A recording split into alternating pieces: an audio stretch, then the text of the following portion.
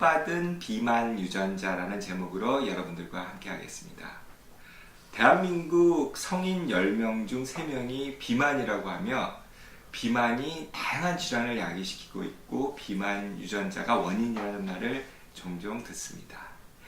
대표적으로 비만 관련 유전자로 알려진 것은 FTO, MC4R, BDNF 등을 포함해서 20여 개 이상의 유전자가 비만에 영향을 주는 것으로 알려졌습니다. 우리의 몸은 음식을 섭취하여 에너지를 제공받고 다 사용하지 못한 열량은 효과적으로 몸에 비축했다가 다시 사용할 수 있는 시스템을 가지고 있습니다. 음식 속 탄수화물을 섭취하게 되면 에너지로 사용될 수 있도록 전환하여 근육에 ATP라는 형태의 분자를 공급할 뿐 아니라 활발한 두뇌 활동을 할 수 있도록 도와주고 우리에게 필요한 다양한 영양소를 공급하게 됩니다. 그렇기 때문에 탄수화물은 우리가 매일 살아가는 생활에 가장 중요한 영양소라고 볼 수 있습니다. 그리고 다 사용하지 않은 열량, 즉 에너지는 지방으로 전환되어 몸에 비축되는 것입니다.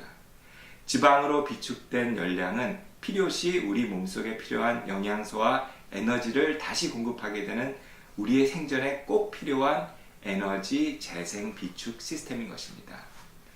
그런데 우리의 환경이 지난 수십 년 사이에 너무 많이 빨리 바뀐 것입니다. 축복받은 비축 유전자가 저주받은 비만 유전자로 탈바꿈하게 된 것입니다. 대규모 산업화로 이제 우리 사회는 더 이상 먹는 걱정을 하지 않을 정도로 풍부한 음식을 쉽게 접할 수 있는 사회가 되었고, 이에 더해 기술 발달로 인해 좋은 교통수단과 효과적인 노동, 그리고 생활 습관의 변화로 많은 음식을 섭취하더라도 그 섭취한 음식에서 발생하는 열량을 다 사용할 수 없는 시대에 살게 된 것입니다. 남아있는 열량은 지방으로 전환되어 몸에 비축된 후 다음에 사용할 수 있는 기회를 기다리지만 그런 기회가 오기는커녕 계속 많은 음식 섭취와 낮은 신체 활동으로 과식과 지방 비축의 악순환이 계속되는 것입니다. 이것은 인류 역사 30만 년 만에 처음으로 생긴 기이한 현상인 것입니다. 우리가 이렇게 많은 음식을 쉽게 구해 노력을 하지 않아도 되는 사회는 이전에는 존재하지 않았던 것입니다.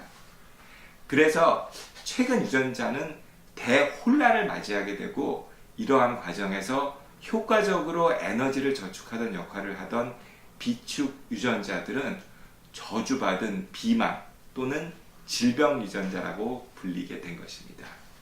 당연히 옛날에 비만 유전형을 가진 사람들은 생존율도 높을 뿐 아니라 어떤 환경에도 잘 적응할 수 있는 축복받은 사람들이었습니다. 우리가 걱정하는 비만형 유전형을 가진 사람은 만약 지구가 급작스러운 위기가 오게 된다면 가장 오래 생존할 수 있는 축복받은 사람이 될 것입니다. 이 세상에 나쁜 유전자는 없습니다. 다만 우리의 환경과 생활 습관이 변함에 따라 그들도 억울한 누명을 쓰게 된 것입니다. 비만 유전자는 무죄입니다. 탄수화물도 무죄이고요. 그렇기 때문에 나의 비만 관련 유전자를 제대로 알 수 있다면 효과적인 다이어트와 건강 전략도 세울 수 있는 것입니다. 개놈 박사 이민섭이었습니다.